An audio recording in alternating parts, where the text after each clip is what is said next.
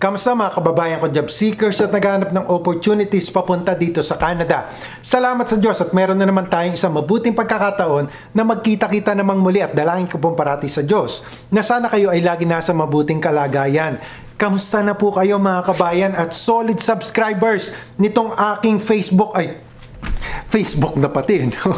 Yan po kasi talaga ang reality, kaya po hindi po ako masyadong nakakapag-post dito sa aking Facebook na naman no? Dito sa aking YouTube channel ay dahil po naging busy po tayo lately doon naman sa aking Facebook page. Kaya yung mga katanungan ng iba natin mga solid subscribers dito ay hindi ko na po nababalikan. Ipagpaumanhin nyo po ang aking pagkukulang mga kabayan.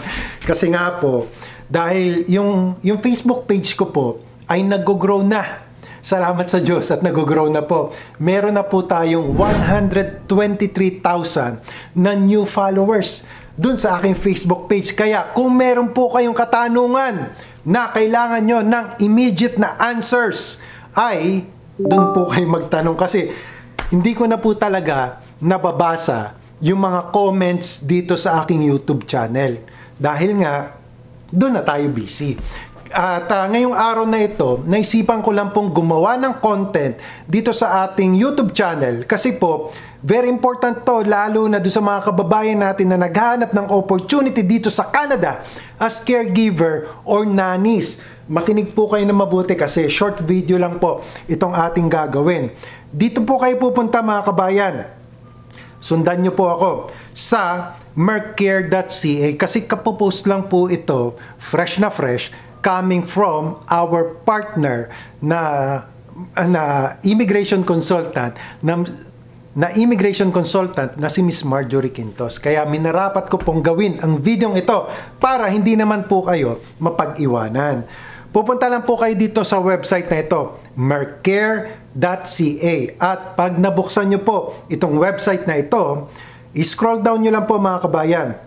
Makikita nyo po dito, apply to be a nanny/caregiver. I-click lang po natin ito.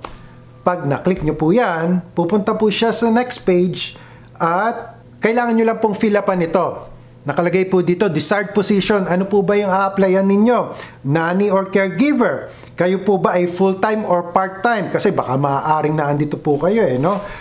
Live-in or live-out? Personal information, kailangan po dito required yung first name, last name, email address ninyo, phone number, date of birth, and then citizenship, country of citizenship.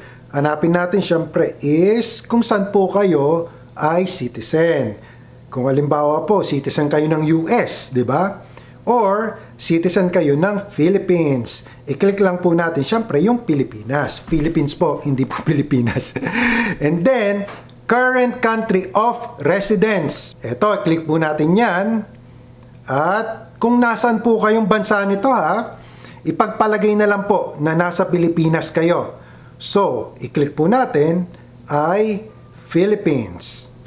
At kailangan nyo din pong ilagay yung address nyo sa ngayon. Kung nasan po kayo ilalagay nyo po yung address nyo, yung city, state/province or region, and highest level of education is required. And then hit submit. Ganun lang po kasimpleng mag-apply para sa position na ito. Ito po kasi magre-register pa lang kayo. Hindi pa ito yung actual na tanggap na agad kayo sa trabaho. Siyempre, kung halimbawa, nakita nila na nag-submit kayo ng form na ito, maaari po kayong tawagan for this opportunity for further details.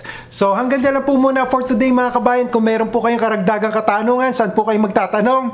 Doon po sa aking Facebook page. Ilalagay ko rin po yung link below para ma-follow nyo naman po ako doon sa aking Facebook page. Samahan nawa kayong parati ng Panginoon sa inyong pang-araw-araw na buhay at sa inyong mga pag-apply.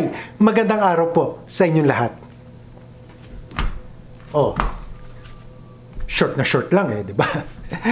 Kasi talagang update lang And maya-maya lang ng konti, ipopost ko din to doon sa aking Facebook page.